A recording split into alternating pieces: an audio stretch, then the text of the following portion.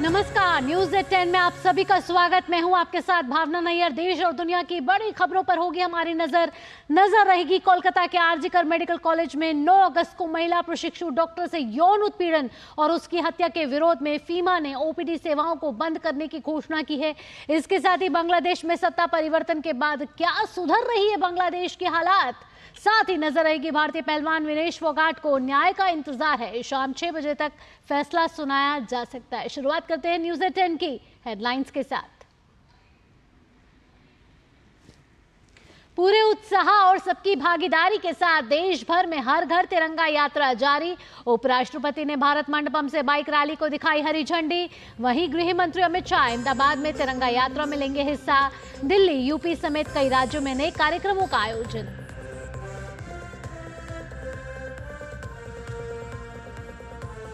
Kolkata doctor बलात्कार हत्या मामले में रेजिडेंट डॉक्टरों की देशव्यापी हड़ताल जारी। इंडियन मेडिकल एसोसिएशन ने की स्वास्थ्य मंत्री को पत्र लिखकर मामले की निष्पक्ष जांच की मांग। वहीं कोलकाता हाई कोर्ट में होगी मामले से जुड़ी जनहित याचिका पर सुनवाई और साथ ही एनसीडब्ल्यू की टीम आज अस्पताल का दौरा करने के बाद सौंपेगी रिपोर्ट। सुप्रीम कोर्ट आज यूपी मदरसा एक्ट पर करेगा सुनवाई। इलाहाबाद हाई कोर्ट के असंवैधानिक घोषित करने के फैसले के खिलाफ दायर याचिकाओं पर सर्वोच्च न्यायालय करेगा गौर। बांग्लादेश में अंतरिम सरकार बनने के बाद हालात सामान्य करने के प्रयास जारी। पिछले एक सप्ताह से जारी हड़ताल खत्म कर काम पर लौटी अब पुलिस। उधर तख्तापलट में अमेरिका का हाथ होने से इनकार। विनेश फोगाट को सिल्वर मेडल मिलेगा या नहीं? Court of arbitration for sports आज सुनाएगा फैसला। तय वजन से 100 ग्राम ज्यादा पाए जाने पर पेरिस ओलंपिक से कर दिया गया था बाहर। और देश के कई हिस्सों में भारी बारिश और बाढ़ से प्रभावित लोग। हिमाचल में 18 अगस्त तक बारिश का अलर्ट जारी। राजस्थान के मुख्यमंत्री ने बाढ़ प्रभावित क्षेत्रों का किया निरीक्षण। और वहीं दिल्ली एनसीआर में भारी बारिश के बाद जल भराव।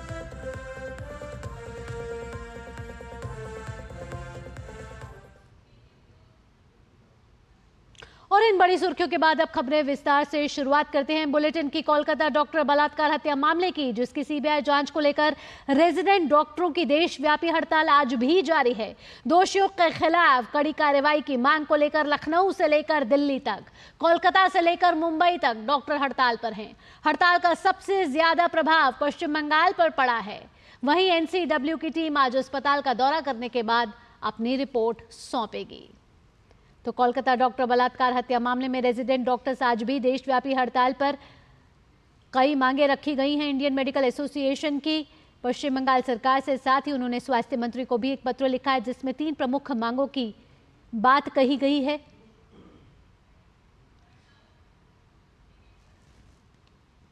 पश्चिम बंगाल की राजधानी कोलकाता में ट्रेनी महिला डॉक्टर से दुष्कर्म के बाद हत्या के मामले में बड़े स्तर पर विरोध प्रदर्शन हो रहे हैं। इसी सिलसिले में Maharashtra association of resident doctors ने आज भी हड़ताल की घोषणा की है। मुंबई, पुणे, नागपुर के डॉक्टर्स ने हड़ताल की शुरुआत की है।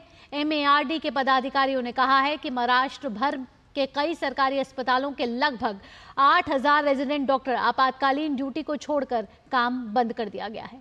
आरजीकर मेडिकल कॉलेज की घटना के खिलाफ विरोध प्रदर्शन कर रहे अन्य रेजिडेंट डॉक्टरों के साथ एकजुटता दिखाने के लिए अस्पताल में सभी वैकल्पिक सेवाएं बंद कर दी गई हैं। हालांकि आपातकालीन सेवाएं हड़ताल से मुक्त रहेंगी और प्रभावित नहीं होंगी। हड़ताल से ओपीडी, वैकल्पिक ऑपरेशन, वार्ड ड्यूटी, लैब सेवाएं और शैक्षणिक ड्यूटी सहित वैकल्पिक सेवाएं प्रभावित होंगी। जो हुआ है वो बहुत गलत हुआ है। निर्भया हत्याकांड के बाद जो बहुत दुखद ऐसी घटनाएं घड़ी है, तो इसके वो जो लड़की है उसके परिवार है, उनको न्याय मिलना चाहिए। और वो न्याय मिलने के लिए हमारा ये छोटा सा प्रयत्न है, जो कि हमारी यही डिमांड है कि वो जो मैटर हुआ है उसमें, जो रेप केस का मैटर हुआ है, मर्डर केस का मैटर हुआ है, उसमें सीबीआई इंक्वायरी बिठाई जाए। उसके बाद में वहाँ पे जो ट्रांसपेरेंट सारा इन्वेस्टिगेशन हो और जो महिला डॉक्टर है उनके फैमिली को कंपेंसेशन मिले। वहीं लखनऊ पीजीआई में डॉक्टरों ने कल कैंडल मार्च निकाला। पश्चिम बंगाल में हुई डॉक्टर के साथ घटना के विरोध में डॉक्टरों में जबरदस्त नाराजगी है। तो देश भर में आक्रोश। वहीं लखनऊ पीजीआई में डॉक्टरों ने कैंडल मार्च निकालकर अपना विरोध दर्ज किया। साथ ही हाथ में प्लाकार्ड्स लिए वे न्याय की मांग कर रहे थे। इंडियन मेडिकल एसोसिएशन यानी कि आईएमए ने केंद्रीय स्वास्थ्य मंत्री जेपी नड्डा को पत्र लिखा है। एसोसिएशन ने कोलकाता के आरजीकर मेडिकल कॉलेज में ट्रेनी महिला डॉक्टर के बलात्कार और हत्या के मामले में पश्चिम बंगाल राज्य सरकार से 3 मांग की हैं। ये 3 प्रमुख मांगे हैं, जिसमें पहली मांग ये है कि मामले की निष्पक्ष जांच हो और दोषियों को सजा मिले। दूसरी मांग वे ये कर रहे हैं कि अपराध की परिस्थितियों की विस्तृत जांच हो, साथ ही कार्यस्थल पर डॉक्टरों खासकर महिलाओं की सुरक्षा में सुधार के लिए तत्काल कदम उठाए जाएं।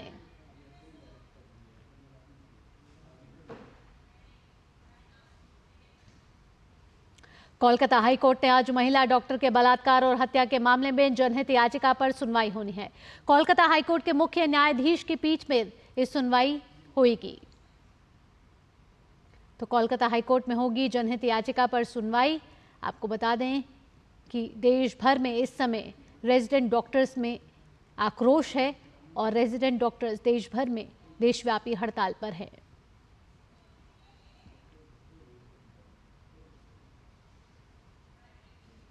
तो महिला डॉक्टर के बलात्कार और हत्या से मामले ये याचिकाएं हैं जिस पर आज कोलकाता हाईकोर्ट सुनवाई होनी है। ये 3 जनहित याचिकाओं पर आज सुनवाई होनी है। डॉक्टर रेप मर्डर केस को लेकर कोलकाता हाईकोर्ट में ये 3 याचिकाएं दाखिल की गई हैं। इन याचिकाओं में केस की सीबीआई जांच की मांग की गई है। तुम्हारे संवाददाता जुड़ चुके हैं हमारे साथ ज्यादा जानकारी के साथ इस मुद्दे पर। मुंबई से जुड़ चुके हैं शिशिर शेलार, वहीं कोलकाता से जुड़ चुके हैं प्रसन्नजीत बख्शी और दिल्ली से अमरेंद्र गुप्ता और लखनऊ से विकास सिंह। प्रसन्नजीत, सबसे पहले मैं आपके पास आना चाहूंगी। बंगाल में आज 3 याचिकाओं पर अहम सुनवाई होनी है और ये याचिकाएं जो है 3 महत्वपूर्ण याचिकाएं जिसमें सीबीआई की मांग की गई है और अन्य महत्वपूर्ण मांगे की गई हैं।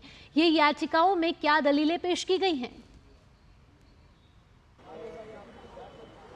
से पुलिस की तरफ से पहले इसे आत्महत्या बताने की कोशिश किया गया, उसके बाद फिर बताया गया कि एक आरोपी है और पुलिस की तरफ से बताया गया था कि हम मुख्य आरोपी को गिरफ्तार कर लिया है। उसके बाद कल फिर ममता बनर्जी चीफ मिनिस्टर ने बताया कि अगले 7 दिन तक मतलब रविवार तक अगर बाकी आरोपी ना गिरफ्तार हो या इसकी जांच पूरी ना हो तो हम सीबीआई को दे देंगे।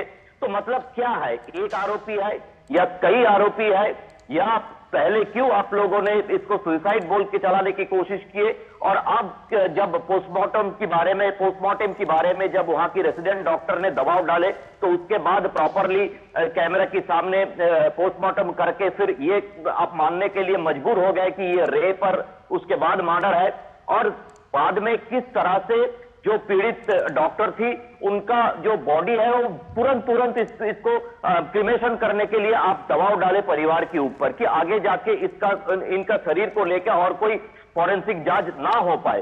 तो ये जो सारे पिछले कई दिनों से 9 अगस्त तक ऐसे दिन है जो भारत छोड़ो आंदोलन की पूर्ति है, उस दिन इस तरह की एक खतरनाक और शर्मनाक जो घटना है उसके बारे में जिस तरह से पूरे प्रदेश सरकार और शासन और प्रशासन की तरफ से बात को दबाने की कोशिश किया गया था, ये सारे दलीलें कोर्ट के सामने रखा गया है। और एक बात मैं कह दूं भावना कि आक्रोश सिर्फ रेसिडेंट डॉक्टर के बीच में नहीं है, मेरे ख्याल से आक्रोश आपके अंदर भी है, आक्रोश मेरे अंदर भी है, आक्रोश पूरे समाज के अंदर है इस घिनौने काम के कारण। भावना बिल्कुल प्रसन्नजीत, यहाँ शिशिर भी हमारे साथ जुड़ चुके हैं मुंबई से। शिशिर, यहाँ मैं आपसे पूछना चाहूंगी कि देश भर में इस समय आक्रोश है, आप में मुझ में सब में अभी विरोध जो है वो है, क्योंकि ये महिलाओं की सुरक्षा से जुड़ा मामला है। देश के करीब 3 लाख रेजिडेंट डॉक्टर जो हैं इस समय हड़ताल पर है। मुंबई की बात की जाए तो बीएमसी एमएआरडी ने भी हड़ताल की घोषणा की है और सभी रेजिडेंट डॉक्टर्स वहाँ के आज हड़ताल पर है। किस तरीके से स्वास्थ्य सेवाएं वहाँ प्रभावित हो रही हैं और डॉक्टरों में किस तरीके की मांग जो है वो आगे आ रही है? बिल्कुल भावना, देखिए सबसे पहली बात तो घटना भले ही कोलकाता में घटी हो लेकिन इसका असर जो है पूरे देश भर में दिखाई दे रहा है। चाहे फिर वो मुंबई की हम बात करें, महाराष्ट्र में अगर बात करें तो मुंबई, पुणे, नागपुर जैसे बड़े शहरों में जो डॉक्टर इस वक्त जो है अगर देखा जाए तो स्ट्राइक पर है। मांग एक ही है कि जब तक जो है सुरक्षा नहीं तब तक दवाई नहीं, क्योंकि जिस प्रकार से घटना कोलकाता में हुई है उसके बाद जिसका असर पूरे डॉक्टर फ्रेटर्निटी पर पड़ा है और उनकी अगर मांगे भी देखा जाए तो काफ़ी वाजिब है। जाहिर सी बात है पेशेंट्स पे इसका असर ज़रूर पड़ेगा, लेकिन जब तक डॉक्टर सुरक्षित नहीं होंगे तब तक जो है अगर हम बात करें तो किस प्रकार से जो दवाई दी जाएगी, और यही मांग जो है सभी रेसिडेंट डॉक्टर्स यहाँ पर जो है उपस्थित है वो कर रहे हैं। जहाँ तक बात करें इन खास तौर पर डॉक्टर्स की, तो जो प्रमुख मांगे आपकी इस वक्त है वो क्या है? क्या सरकार से आप प्रमुख मांगने हमारे प्रमुख मांगने इस मैटर में हमारा यही है कि जो भी आरजीकर मेडिकल कॉलेज कोलकाता में जो इंसिडेंस हुआ है उस चीज़ का जो इन्वेस्टिगेशन है, जो हाईएस्ट सेंट्रल अथॉरिटी है, जो हाईएस्ट सेंट्रल अथॉरिटी ने वो इन्वेस्टिगेशन करना चाहिए। उसके बाद में सेकेंड थिंग इज़ कि जो भी इन्वेस्टिगेशन हो रहा है वो जो वहाँ पे हमारे रेसिडेंट डॉक्टर्स है या फिर जो हमारे कलीग्स है उनके सामने रख के it should be very transparent investigation, तो उनके सामने रख के उनको कमेटी में लेके ये इन्वेस्टिगेशन पूरा किया जाए। थर्ड थिंग इज़ कि जो भी विक्टिम था उनको कंपेंसेशन देना चाहिए उसके फैमिली को, because they had lost their child. So ये प्रमुख मांगने हैं कलकत्ता के से लेकर। और उसके बावजूद अगर महाराष्ट्र में देखा जाए तो महाराष्ट्र में जो सिक्योरिटी गार्ड्स का इशू है या फिर सिक्योरिटी का इशू है वो हर बार हम जब भी हमारा स्ट्राइक होता है उसमें हमको सिक्योरिटी का इशू उठाना पड़ता है, हमको हॉस्टल का इशू उठाना पड़ता है। इस बार अगर सिक्योरिटी के बारे में देखा जाए तो बहुत से मेडिकल कॉलेजेस में सिक्योरिटी सिर्फ ऑडिट हुआ है, वहाँ पे ना MSF के गार्ड पोस्टेड हुए हैं या फिर किसी प्राइवेट सिक्योरिटी के गार्ड पोस्ट हुए हैं। तो ऐसा अगर देखा जाए तो पूरे महाराष्ट्र में लगभग 3 से 4 कॉलेज ऐसे जहाँ पे MSF गार्ड पोस्टेड है, लेकिन वो जितने भी पोस्टेड है with respect to security audit वो नहीं है। और जो भी सिक्योरिटी ऑडिट हुआ है वो सिक्योरिटी ऑडिट में जितने भी MSF गार्ड उन्होंने दिए हैं वो अभी भी कम है। मैं महिला डॉक्टर से भी बात करना चाहूँगा यहाँ पर, क्योंकि जिस प्रकार से हादसा हुआ है पूरे देश भर में इसके आसार दिखाई दे रहे हैं। आप चूँकि स्वयं एक महिला डॉक्टर है, इस विषय पर हालांकि काफ़ी संजीदा विषय है, आपका क्या कहना होगा? साथ साथ सरकार को भी आप क्या कहेंगी कि कैसे ऐसे प्रमुख मुद्दे हो, चूँकि एक महिला डॉक्टर जब वो काम कर ड्यूटी पर हो तो ज़रूर करने चाहिए? एज अ महिला डॉक्टर और सभी महिला डॉक्टर के साइड से मैं ये बताना चाहूँगी सरकार को कि ये जो भी घटना घटी है उसके लिए हमारी पहली तो सबसे मुख्य मांग यही है कि एक निष्पक्ष तरीके से इसकी जांच होनी चाहिए, एक सेंट्रल अथॉरिटी के तहत जांच होनी चाहिए। और जैसे भी हमने पहले भी कहा है कि जो एक्सटर्नल फोर्सेस है उनका इसमें कुछ भी इंटरफेरेंस नहीं होना चाहिए। और वहाँ पे जो डॉक्टर्स हमारे जो है सहयोगी डॉक्टर्स जो प्रोटेस्ट कर रहे हैं, वहाँ पे जो आंदोलन कर रहे हैं कोलकाता में, उनमें से जो गिने चुने डॉक्टर्स हैं उनको इस कमेटी का हिस्सा बना दिया जाए, जिसके कारण एक ट्रांसपेरेंसी रहेगी जो जांच में और हमको एक डिटेल्स अपडेट मिलते रहेंगे उसके।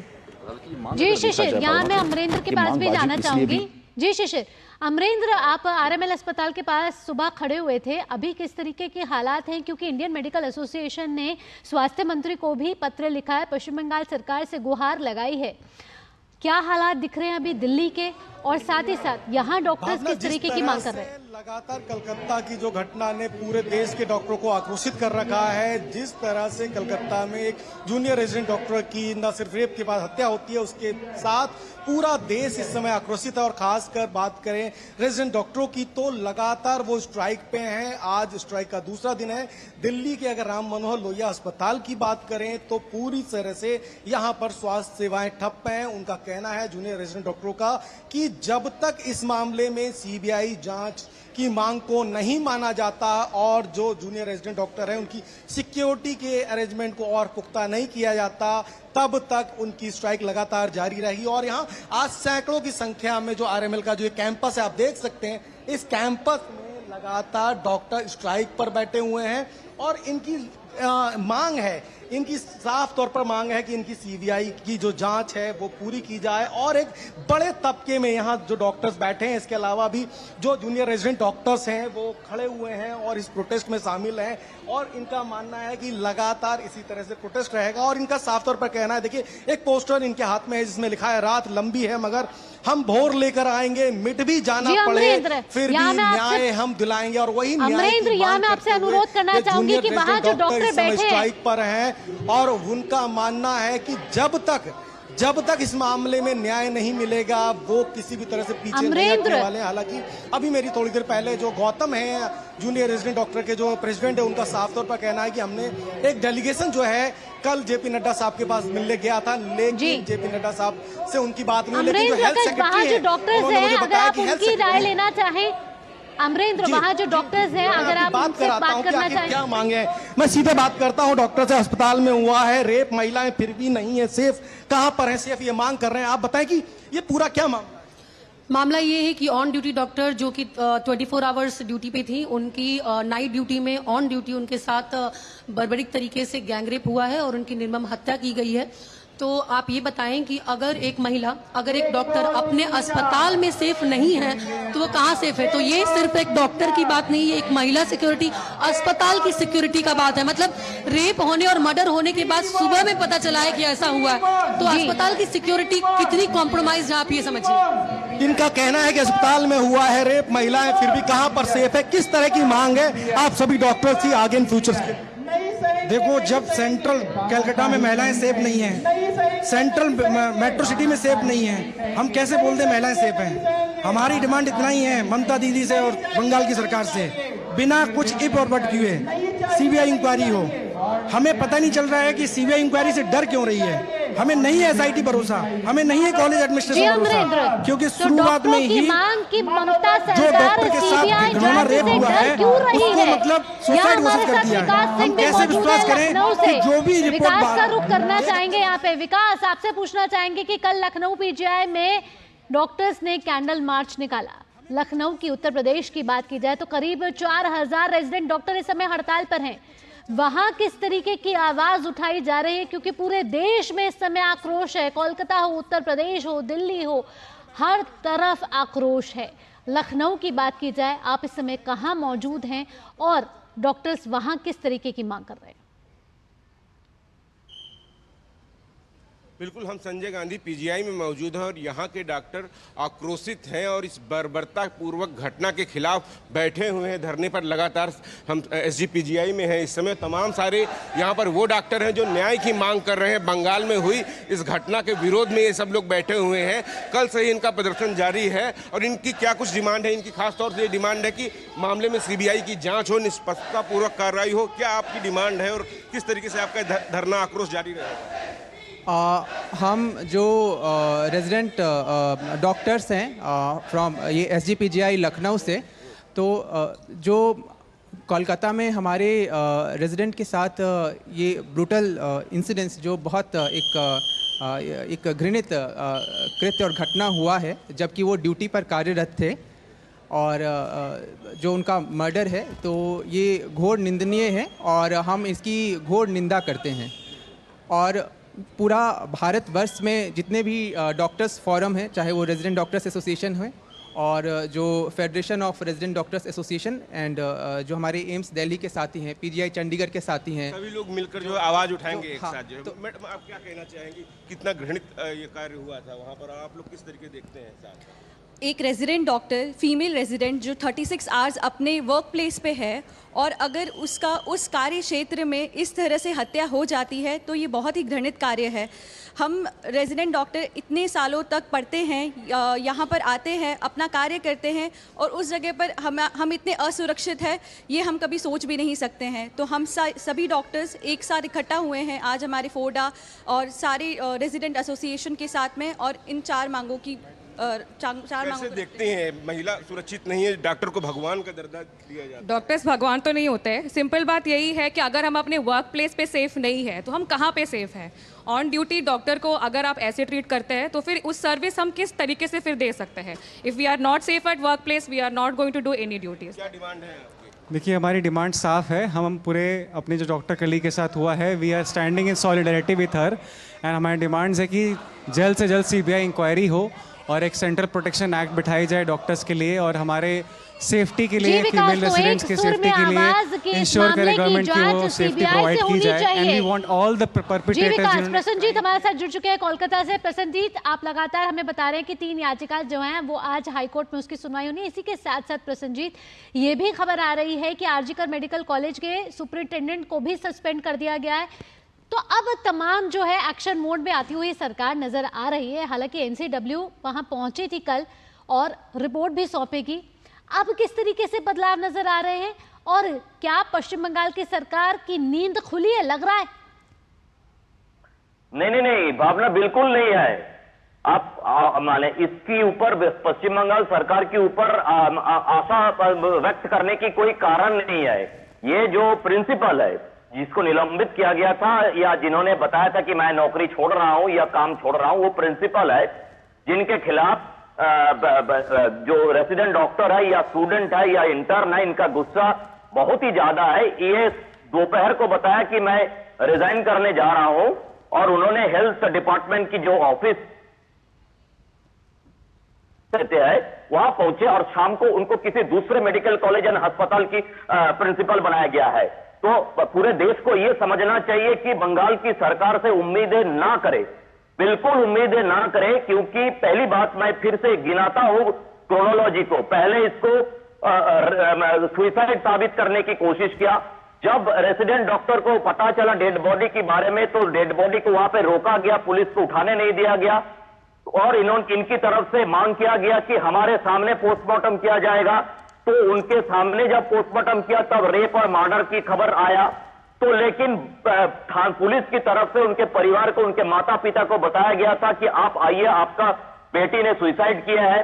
फिर बाद में जब सीबीआई का मांग उठाया गया तो ममता बनर्जी ने कही कि मेरा कोई सीबीआई से ऐतराज नहीं है, आपका ऐतराज है कि नहीं है, इससे किसको लेना देना है। सीबीआई अगर देना है तो आपको रिकमेंड करना पड़ेगा या अदालत को ऑर्डर देना पड़ेगा। तो अदालत तक पहुंचना क्यों पड़ा पीआईएल के थ्रू? आपने क्यों रिकमेंड नहीं किया? कल उन्होंने बताया कि अगर अगले रविवार तक पुलिस ने कुछ कर नहीं पाती तो हमने सीबीआई देंगे। तो क्या जिस तरह से आपका काम है कि सबूत मिटाने की, तो क्या बीच में ये जो आज मंगलवार है, काल बुधवार है, परसों गुरुवार है, ये जो दिन आप अपने कोलकाता पुलिस को दिए हैं, ये क्या सबूत मिटाने के लिए दिए हैं?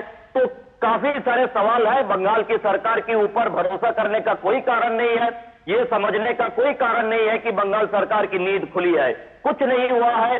सारे की सारी चीजों को इनकी परिवार के ऊपर दबाव डालना, ये बाकी रेसिडेंट डॉक्टर के ऊपर दबाव डालना और सीबीआई के नाम पर सबूत मिटाना, ये सारे प्रोसेस अभी जारी है भावना। इसीलिए किसी तरह की कोई नींद खुलने की बात नहीं है। जी प्रसन्नजीत, शिशिर भी जुड़े हुए हैं हमारे साथ लगातार। शिशिर, आप मुंबई से जुड़े हुए हैं हमारे साथ। मुंबई से आप बात करवा रहे थे अभी तक रेजिडेंट डॉक्टर से, जो मांग कर रहे थे एक सुर में कि सीबीआई की जांच होनी चाहिए। अगर आज बात करें मुंबई के सरकारी अस्पतालों की, तो स्वास्थ्य सेवाएं किस तरीके से प्रभावित हो रही हैं वहाँ पे?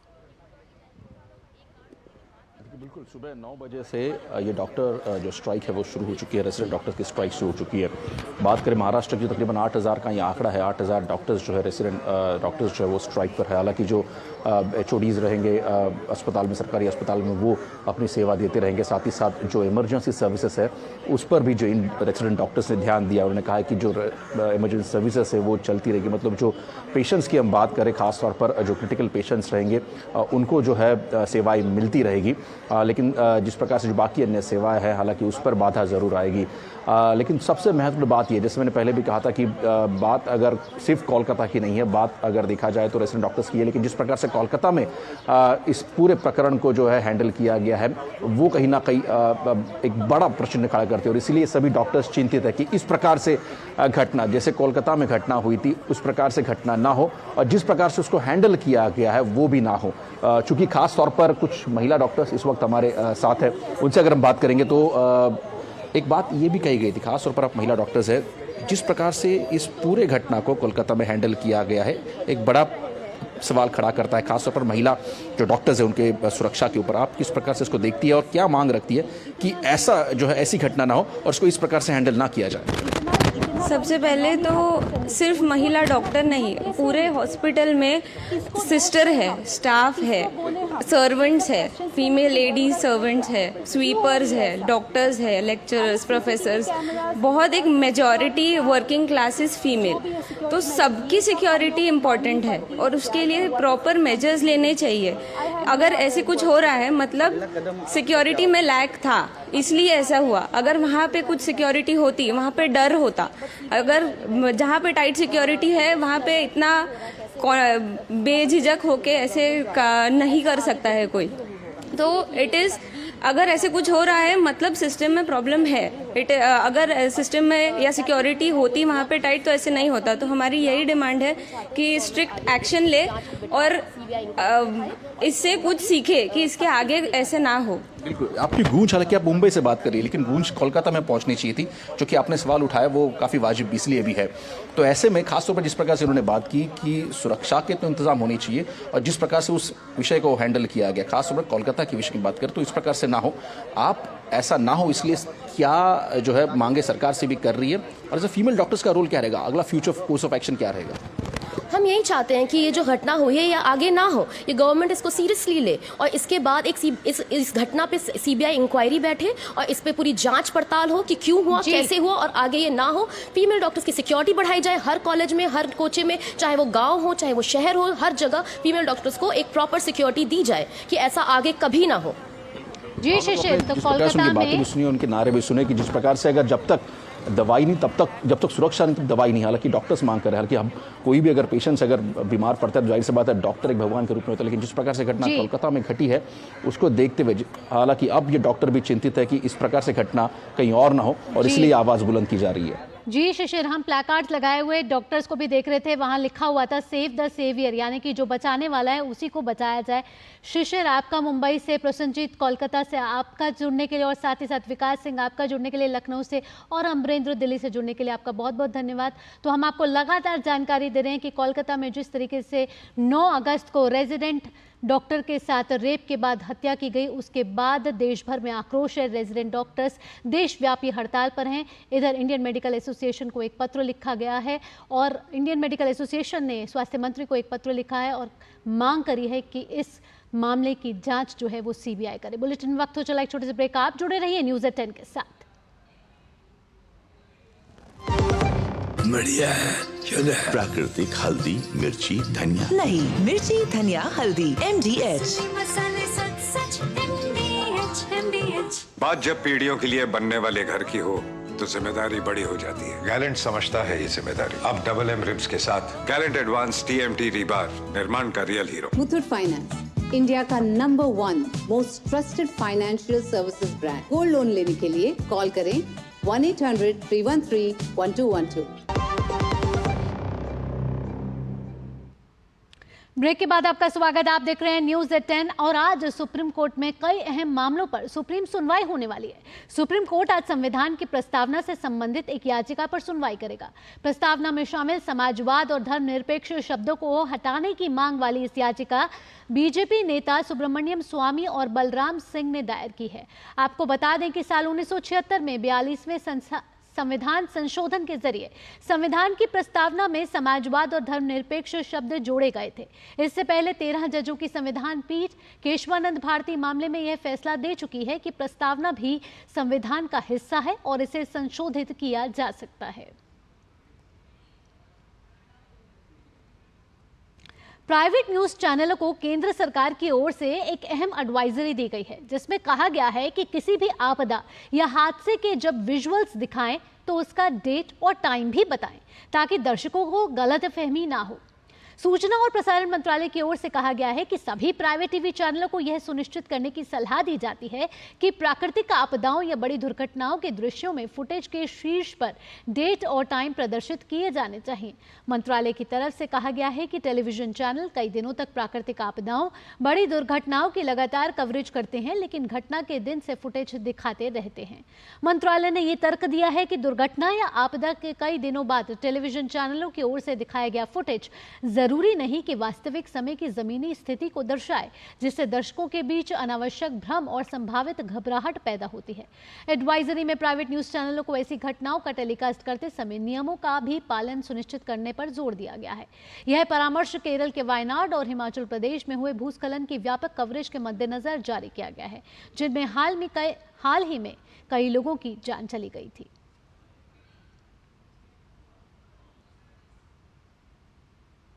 सूचना और प्रसारण मंत्रालय ने कहा है कि ब्रॉडकास्टिंग सेवा विनियमन विधेयक के मसौदे पर काम जारी है और इसका मसौदा विस्तृत विचार विमर्श के बाद प्रकाशित किया जाएगा।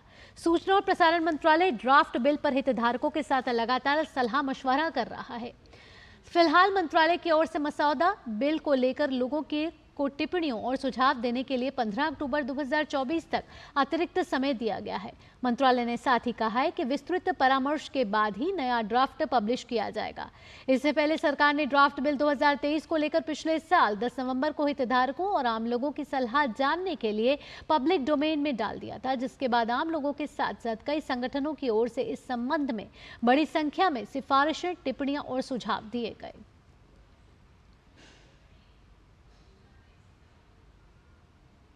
न्यूज 10 में आगे बढ़ते हैं। देश की राजधानी दिल्ली में स्वतंत्रता दिवस की तैयारियां जोरों पर हैं। स्वतंत्रता दिवस के मद्देनजर दिल्ली के लाल किले पर आज सेनाओं द्वारा परेड, सांस्कृतिक कार्यक्रमों का पूर्वाभ्यास किया गया।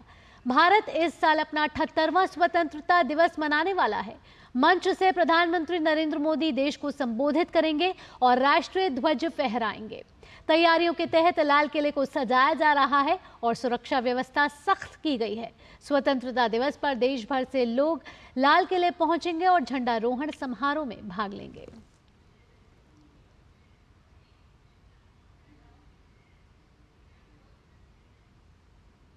स्वतंत्रता दिवस समारोह को लेकर राजधानी दिल्ली में तैयारियां जोरों पर हैं। वहीं स्वतंत्रता दिवस से पहले सुरक्षा व्यवस्था पर पूर्वी दिल्ली के पुलिस उपायुक्त अपूर्वा गुप्ता ने कहा कि 15 अगस्त के लिए हमने पहले से ही तैयारियां शुरू कर दी हैं और सुरक्षा के बड़े इंतजाम किए गए हैं। बेस्ड ऑन द नेसेसिटी काफ़ी पर्याप्त मात्रा में मांगी है और हमें उम्मीद है मिल भी जाएगी। उसके अलावा यूपी पुलिस के साथ जितने भी बॉर्डर चेक पॉइंट्स हैं वहाँ पे जॉइंट चेकिंग की भी प्लानिंग है हमारी, और उसके अलावा नई दिल्ली डिस्ट्रिक्ट जाने वाले रास्तों पे भी हम लोग अपनी पिकेटिंग करेंगे। स्वतंत्रता दिवस की तैयारियों के तहत ही पुलिसकर्मी भी गश्त में व्यस्त हैं। ऐसी ही एक तस्वीर यमुना खादर से आई है, जहां पुलिस पेट्रोलिंग की जा रही है। इस बारे में शाहदरा पुलिस का कहना है कि जिले भर में सुबह से ही व्यवस्थाएं हैं, सीमा पर चौकियां लगी हुई हैं और यमुना खादर में नाव से गश्त की जा रही है। आज डिस्ट्रिक्ट में सुबह से अरेंजमेंट लगा है, इसमें सभी बॉर्डर पिकेट्स और यमुना खादर की में भी प्रॉपर पेट्रोलिंग और यमुना में बोट से भी हमारी पुलिस पेट्रोलिंग करती है। इसके अलावा पूरे डिस्ट्रिक्ट में सब जगह पे चेकिंग और ये सब दुरुस्त किया गया है। बढ़ते हैं अगली खबर की ओर। भारत के विदेश सचिव रहे विनय मोहन क्वात्रा ने अमेरिका में भारत के राजदूत के रूप में कार्यभार संभाल लिया है। वॉशिंगटन में उन्होंने अपनी जिम्मेदारी संभाली। इस मौके पर उन्होंने कहा कि इस महत्वपूर्ण साझेदारी को और मजबूत करने के लिए काम करना जारी रहेगा। क्वात्रा ने तरनजीत सिंह संधू का स्थान लिया है। संधू इस साल की शुरुआत में विदेश सेवा से सेवानिवृत्त हुए हैं। क्वात्रा पहले से ही अमेरिका में भारतीय दूतावास में काम कर चुके हैं। फ्रांस और नेपाल में भी भारत के राजदूत रहे हैं, जिसके बाद उन्हें विदेश सचिव नियुक्त किया गया था।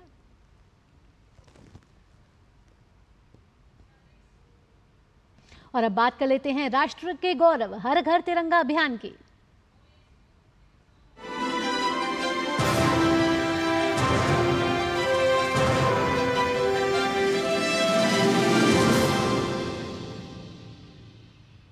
हर घर तिरंगा अभियान के तहत उपराष्ट्रपति जगदीप धनखड़ ने दिल्ली के भारत मंडपम से हर घर तिरंगा बाइक रैली को हरी झंडी दिखाकर रवाना किया। बाइक रैली में राज्यसभा और लोकसभा के सांसदों ने हिस्सा लिया।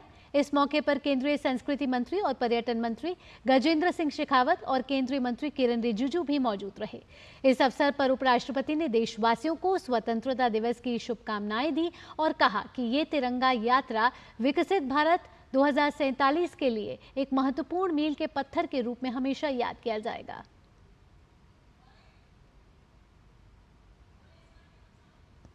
हर घर तिरंगा एक अभियान है जो आजादी के अमृत महोत्सव का हिस्सा है। 2021 में लोगों को तिरंगा घर लाने और भारत की स्वतंत्रता के 75वें वर्ष पूरे होने के अवसर पर इसे फहराने के लिए, प्रोत्साहित करने के लिए शुरू किया गया था। अब एक ही आंदोलन बन गया है। तब से लगातार करोड़ों लोग अपने घरों पर तिरंगा फहराते हैं और मेरे मन में कोई शंका नहीं है कि आने वाले 15 अगस्त पर एक नया रिकॉर्ड बनेगा, हर घर तिरंगा होगा। वहीं केंद्रीय संस्कृति मंत्री और पर्यटन मंत्री गजेंद्र सिंह शेखावत ने कहा कि ये तिरंगा यात्रा उन लोगों को याद करने का माध्यम है जिन्होंने भारत की आजादी के लिए अपना सर्वोच्च बलिदान दिया। तिरंगा उस लंबे आजादी के संघर्ष का प्रतीक है। ये तिरंगा हम सबको उस आजादी के संघर्ष में, जिसमें लाखों लोगों ने अपना जीवन और जवानी समर्पित की, उस संघर्ष की स्मृति को ताजा करने का एक माध्यम है। ये तिरंगा आजादी की लड़ाई में जिन लोगों ने अपना सर्वस्व समर्पण कर दिया, ऐसे शहीदों को श्रद्धा पूर्वक एक बार फिर स्मरण करने का हमारे पास में एक माध्यम है। प्रधानमंत्री नरेंद्र मोदी के आह्वान पर देश भर में हर घर तिरंगा अभियान जारी है। विभिन्न क्षेत्रों के प्रसिद्ध व्यक्तियों ने हर घर तिरंगा अभियान की प्रशंसा की है और इस अभियान से जुड़ने की अपील भी की है। हम सबको एक तिरंगा लगाना है और हर घर तिरंगा के अंतर्गत हम सबको अपना अपना कंट्रीब्यूशन देना है और इस बात को महसूस करना चाहिए कि इस आज़ादी को, इस देश की स्वतंत्रता को जो हमको मिली है, इसके लिए हमारे जो फ्रीडम फाइटर्स थे उन्होंने बहुत कुर्बानी दी है। उनको याद कीजिए और इस समय को हम सेलिब्रेट करें, इसको खुशी से इसको महसूस करें। Celebrating 78th India's independence under Azadi Ka Mahotsav, Har Ghar Tiranga program. Or Modi ji gave a call to all the people, all the countrymen to celebrate this independence by putting a flag on every house. The purpose of this Har Ghar Tiranga is to inculcate dedication, commitment and unity among the country. Personal connection with our national flag, Har Ghar Tiranga campaign is being launched. To make it a memorable mass movement, our beloved Honorable Prime Minister Shri Modi ji is encouraging people to share selfies with Tiranga and upload it in the official web page hargartiranga.com.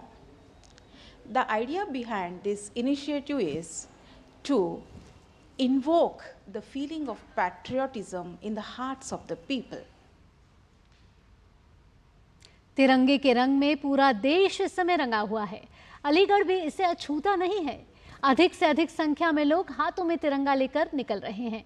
हर घर तिरंगा अभियान को सफल बनाने के लिए एक दूसरे से अपील भी कर रहे हैं। गुवाहाटी में खेल एवं युवा कल्याण विभाग ने हर घर तिरंगा अभियान का जश्न मनाने के लिए तिरंगा दौड़ का आयोजन किया।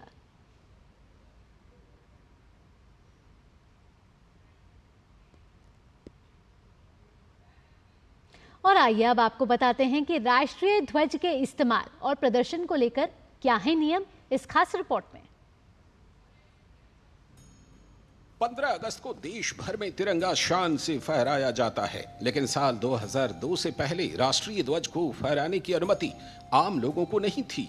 लेकिन 2002 में भारतीय ध्वज संहिता में संशोधन के बाद भारत के आम लोगों को भी तिरंगा फहराने की अनुमति मिल गई। हालांकि राष्ट्रीय ध्वज के उपयोग और उसे फहराने को लेकर कुछ नियम बनाए गए हैं, जिसे तिरंगे को फहराते समय ध्यान में रखना बहुत जरूरी है।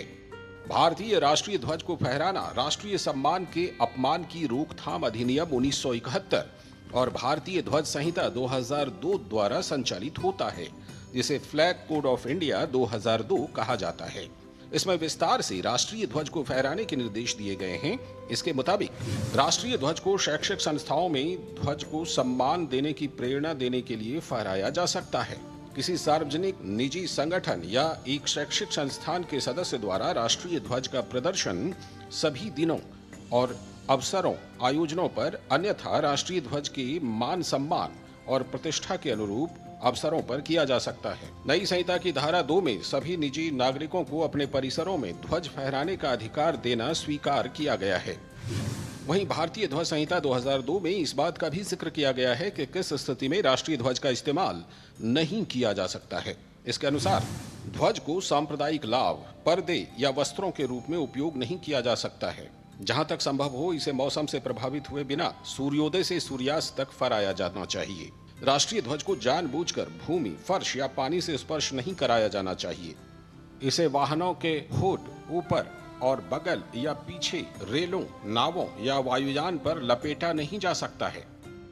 किसी अन्य ध्वज या ध्वजपट को हमारे ध्वज से ऊंचे स्थान पर नहीं लगाया जा सकता है।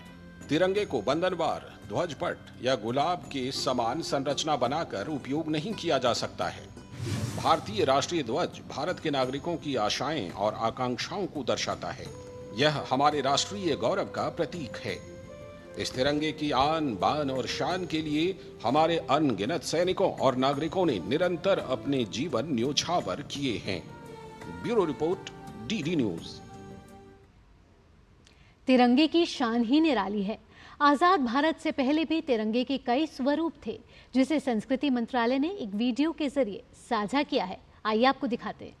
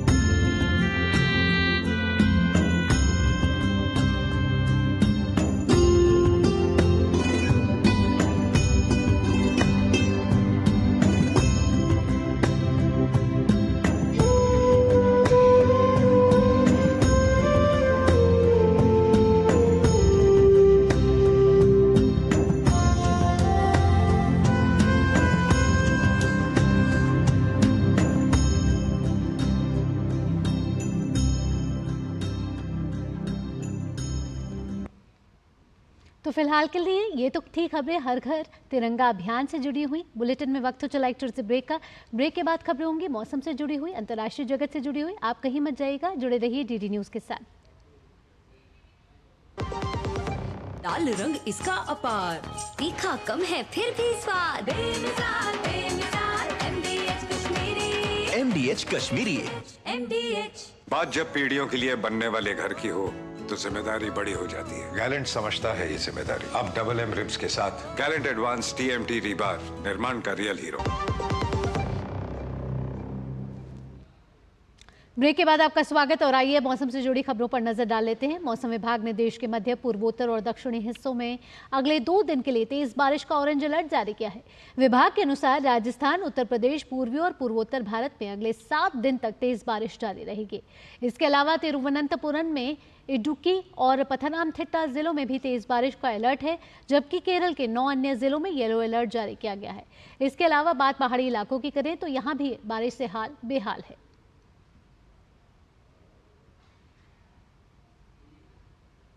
हिमाचल प्रदेश में भारी बारिश लगातार जारी है। हिमाचल के कई जिलों में भारी बारिश से व्यापक नुकसान भी हुआ है। बारिश से संबंधित घटनाओं में अब तक 100 से अधिक लोग मारे गए हैं। वहीं भूस्खलन और अचानक बाढ़ के कारण 4 राष्ट्रीय राजमार्गों सहित 338 सड़कों पर यातायात ठप है। बारिश की वजह से कई इलाकों में बिजली भी गुल रही और पानी की सप्लाई भी बाधित हुई। बारिश से राज्य को लगभग 842 करोड़ रुपए का नुकसान हुआ है। क्षेत्रीय मौसम कार्यालय ने आगामी शनिवार तक राज्य के अलग अलग हिस्सों में भारी बारिश के लिए येलो अलर्ट जारी किया है। इसके साथ ही आज के लिए चंबा, किन्नौर, सिरमौर और शिमला जिलों के कुछ हिस्सों में कम से मध्यम बाढ़ के खतरे की भी चेतावनी जारी की है। और अब खबर अमरनाथ यात्रा से जुड़ी हुई। खराब मौसम के कारण अमरनाथ यात्रा को आज के लिए रोक दिया गया है। यात्रा पहलगाम और बालटाल मार्ग से शुरू होने वाली थी। भारी बारिश के बाद पहलगाम और बालटाल एक्सेस दोनों पर रखरखाव और मरम्मत का कार्य करने के लिए अमरनाथ यात्रा को निलंबित किया गया है। सरकार के सुरक्षा व्यवस्था और इंतजाम से तीर्थयात्री खुश हैं। 29 जून को शुरू हुई ये अमरनाथ यात्रा 19 अगस्त को समाप्त होगी।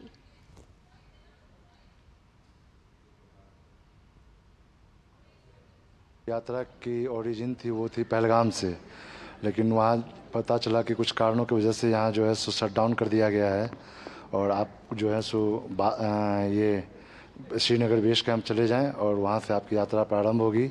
और यहाँ पे बहुत ही उम्दा व्यवस्था है, बहुत ही अच्छा व्यवस्था है भोजन का, रहने का, और यहाँ के जितने भी CRPF और लोकल पुलिस अथॉरिटीज़ हैं बहुत अच्छा कोऑपरेशन कर रहे हैं यात्रियों के साथ, बहुत अच्छा व्यवहार हो रहा है। बाबा जो है सो हर लोगों की मनोकामनाएं पूर्ण करें। Thanks to government of India that he has managed all these things in apple pie order, और बहुत ही अच्छा लग रहा है यहाँ पे आके मेरे को। सुविधाएं तो अच्छी है, बेस कैंप भी अच्छा है, खाना भी बढ़िया देते हैं। सभी यात्रियों का निवेदन है कि एक बार तो बाबा के दर्शन करने चाहिए। बढ़ते हैं अगली खबर की ओर। प्रधानमंत्री नरेंद्र मोदी द्वारा छत्तीसगढ़ की महिलाओं को दी गई गारंटी को पूरा कर छत्तीसगढ़ की बीजेपी सरकार ने महिला सशक्तिकरण का एक नया रास्ता तैयार किया है। देखिए छत्तीसगढ़ के रायपुर से डीडी न्यूज की एक खास रिपोर्ट। महिलाओं को आत्मनिर्भर बनाने की महत्वाकांक्षी योजना है महतारी वंदन योजना। छत्तीसगढ़ में महिलाओं को आर्थिक रूप से मजबूत बनाने की कवायद। साल में 12,000 रुपए छत्तीसगढ़ की हर महिला के खाते में डालती है सरकार। हर महीने 1,000 रुपए महिला के खाते में डालती है राज्य सरकार। योजना का उद्देश्य महिला सशक्तिकरण को बढ़ावा देना। योजना से बढ़ा है महिलाओं में आत्मविश्वास और आत्मसम्मान। योजना से छत्तीसगढ़ की 70 लाख विवाहित महिलाओं को हो रहा है लाभ। छत्तीसगढ़ में महतारी वंदन योजना से महिलाएं आत्मनिर्भर बन रही हैं। खासकर गरीब, मध्य और निम्न मध्यम वर्ग की महिलाओं को इस योजना से मिलने वाली राशि से राहत मिल रही है। छत्तीसगढ़ राज्य सरकार द्वारा महतारी वंदन योजना की शुरुआत की गई है। इसके तहत पात्र विवाहित महिलाओं को 1,000 रुपए की धनराशि हर महीने आर्थिक सहायता के रूप में प्रदान की जा रही है। महिला सशक्तिकरण को बढ़ावा देने के लिए शुरू की गई महतारी वंदन योजना के लिए राज्य सरकार ने वर्ष 2024-25 के बजट में 3,000 करोड़ रुपए का प्रावधान किया है। इससे महिलाओं की न सिर्फ रोजमर्रा की छोटी मोटी जरूरतें पूरी होंगी, बल्कि उन्हें आर्थिक संबल भी मिलेगा। 8 महीनों में मोदी की गारंटी को पूरा करने की दिशा में सरकार बहुत सार्थक कदम उठाई है और कई वादा हम लोगों ने पूरा किए हैं। 70 लाख से ज़्यादा विवाहित माता बहनों को महतारी वंदन योजना में प्रति महीना 1,000 रुपया उनके खातों में दे रहे हैं। महतारी वंदन योजना का उद्देश्य महिला सशक्तिकरण को बढ़ावा देना है। महिला सशक्तिकरण का अर्थ है महिलाओं के सामाजिक और आर्थिक स्थिति में सुधार लाना, ताकि उन्हें रोजगार, शिक्षा और आर्थिक तरक्की में बराबरी का मौका मिल सके, जिससे वो सामाजिक स्वतंत्रता और तरक्की प्राप्त कर सके। प्रधानमंत्री नरेंद्र मोदी ने भी इस योजना के लिए राज्य सरकार को बधाई दी है। महतारी वंदन योजना के लिए बधाई देता हूँ। इस योजना से लाखों बहनों को फायदा होगा। महिलाओं का कहना है कि इस योजना से उनमें आत्मविश्वास और बढ़ गया है। महतारी वंदन योजना ला आते ही शुरू करी, 4 किस्त मिल चुके हैं। महतारी योजना के 1,000 मिलते, तेल दवाई पानी लगाथो और कबू कबू बेटी मान ला देथो। सिलाई के जो जरूरत के सामान खरीदथो ओकर से मोर बहुत फायदा है। आज हमारे पास पैसा आते तो हम बहुत खुश हैं। हमारे जो भी काम अटके रहते हम पूरा कर लेते हैं, किसी को पर आश्रित रहने लागे। महतारी वंदन योजना की लोकप्रियता शहरों के साथ साथ गांवों में भी दिख रही है। राज्य में नई सरकार के गठन के साथ ही महिलाओं को सशक्त और आत्मनिर्भर बनाने के लिए शुरू की गई इस योजना से राज्य की 70 लाख विवाहित महिलाओं को इसका लाभ 6 माह से मिल रहा है। छत्तीसगढ़ की महिलाओं में महतारी वंदन योजना को लेकर अपार उत्साह देखा जा रहा है। निश्चित रूप से आने वाले दिनों में महतारी वंदन योजना छत्तीसगढ़ की आधी आबादी की आत्मनिर्भरता की दिशा में मील का पत्थर साबित होगा। Somesh Patel, DD news, Raipur, Chhattisgarh. अब अंतर्राष्ट्रीय खबरों का रुख कर लेते हैं। बांग्लादेश में एक सप्ताह तक काम से दूर रहने के बाद पुलिस ने सोमवार को अपने कार्यस्थलों पर वापस लौटना शुरू कर दिया है। अवामी लीग की सरकार के पतन के बाद बांग्लादेश में कई पुलिस स्टेशनों पर हमले हुए थे। तब से सुरक्षा चिंताओं का हवाला देते हुए पुलिसकर्मी हड़ताल पर थे। बांग्लादेश में अंतरिम सरकार के गृह सलाहकार ब्रिगेडियर जनरल सेवानिवृत्त एम सखावत हुसैन के साथ बैठक के बाद हड़ताल पर गए पुलिस अधिकारियों ने अपनी हड़ताल खत्म कर दी। बैठक में पुलिस की वर्दी और लोगों को बदलने का निर्णय लिया गया। बांग्लादेश के पुलिस मुख्यालय ने बताया कि देश भर में 639 में से 599 पुलिस थानों में कामकाज फिर से शुरू हो चुका है। खबर अब त्रिपुरा से आ रही है। त्रिपुरा में सोमवार को अगरतला के नंदन नगर बाजार से पुलिस ने 4 बांग्लादेशी नागरिकों को गिरफ्तार किया है। इसके साथ ही बीएसएफ के जवानों ने 12 से 15 बांग्लादेशी नागरिकों के एक समूह द्वारा घुसपैठ करने की कोशिश को नाकाम भी कर दिया है। खराब मौसम और कम दृश्यता का फायदा उठाकर ये पूरा समूह खोवाई जिले के अंतर्गत सीमा चौकी पहाड़ मोरा के इलाके से सीमा पार करने की कोशिश में था। ड्यूटी पर तैनात सतर्क बीएसएफ के जवानों ने घुसपैठ की कोशिश को रोकने के लिए पंप एक्शन गन से 1 राउंड की फायरिंग भी की और उनको गिरफ्तार कर लिया। बांग्लादेश में हुए तख्ता पलट में अमेरिका ने किसी भी तरह की भूमिका से इनकार किया है। व्हाइट हाउस के प्रेस सचिव करीन जीन पियरे ने एक बयान में कहा है कि बांग्लादेश में सत्ता परिवर्तन में अमेरिका का हाथ होना मात्र एक अफवाह है और ये पूरी तरह से गलत है। यह बांग्लादेशी लोगों का चुनाव है, वहां के लोगों को ही सरकार का भविष्य तय करना चाहिए। अमेरिका के विदेश विभाग ने कहा है कि गजा शांति वार्ता की योजना के अनुसार आगे बढ़ने की उम्मीद है। वॉशिंगटन में पत्रकारों से बात करते हुए विदेश विभाग के उप प्रवक्ता वेदांत पटेल ने कहा कि अमेरिका का मानना है कि फिलिस्तीनी आतंकवादी समूह हमास द्वारा गुरुवार को मध्यस्थों द्वारा बुलाई गई बैठक में भाग लेने पर संदेह जताने के बाद से संघर्ष विराम समझौता संभव है। हमास ने आज मध्यस्थों से गजा संघर्ष विराम समझौते के लिए फिर से बातचीत शुरू करने की बजाय पिछली वार्ताओं के आधार पर योजना पेश करने को कहा है। पिछले हफ्ते अमेरिका, मिस्र और कतर के नेताओं ने गजा युद्ध विराम और बंधक मुक्ति समझौते को अंतिम रूप देने के लिए इजराइल और हमास से गुरुवार को काहिरा या दोहा में बातचीत के लिए मिलने का आग्रह किया था।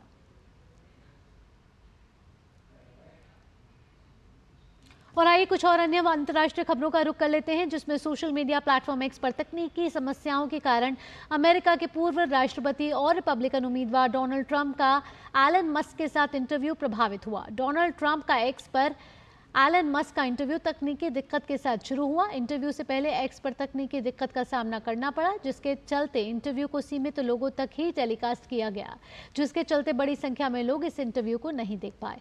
मस्क ने इन तकनीकी समस्याओं के लिए प्लेटफॉर्म पर बड़े पैमाने पर साइबर हमले को जिम्मेदार ठहराया। आपको बता दें कि एक्स पर लगभग 1 साल के बाद ट्रंप की वापसी हुई है। तकनीकी समस्याओं के बावजूद मस्क ने बातचीत की रिकॉर्डिंग जारी करने की भी बात की।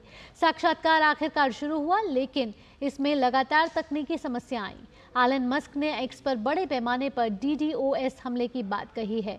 उन्होंने कहा कि इस हमले की वजह से पूर्व राष्ट्रपति डोनाल्ड ट्रंप के साथ उनके निर्धारित साक्षात्कार में बाधा उत्पन्न हुई। आपको साथ ही बता दें कि 2021 में यूएस कैपिटल हिंसा के बाद ट्रंप के ट्विटर अकाउंट पर स्थायी रूप से प्रतिबंध लगा दिया गया था, जिससे मस्क के अधिग्रहण के बाद अब एक्स के नाम से जाना जाने लगा। डोनाल्ड ट्रंप ने तब ट्रुथ सोशल नाम से अपना खुद का सोशल मीडिया प्लेटफॉर्म लॉन्च किया था। पिछले साल अकाउंट रिस्टोर होने के बाद भी ट्रंप इस सोशल मीडिया प्लेटफॉर्म पर उतने सक्रिय नहीं थे और अपने पोस्ट के लिए ट्रुथ सोशल का इस्तेमाल करते थे। अकाउंट का सस्पेंशन हटाए जाने के बाद एक्स पर ट्रंप ने पहली पोस्ट अगस्त 2023 में की थी। खेल से जुड़ी खबरों का रुख करें तो गोल्ड मेडल मुकाबले से चंद घंटे पहले डिस्क्वालीफाई होने के बाद विनेश फोगाट मामले पर आज फैसला आ सकता है। खेल पंचायत सभी पक्षों की दलीलें सुनने के बाद आज अपना फैसला सुना सकता है। विनेश फोगाट के पक्ष में फैसला आया तो उन्हें सिल्वर मेडल मिल सकता है। वहीं विनेश फोगाट ने पेरिस ओलंपिक का खेल गांव छोड़ दिया है। बताया जा रहा है कि डिस्क्वालिफिकेशन अपील पर फैसला आने के बाद विनेश जल्द भारत लौटेंगी।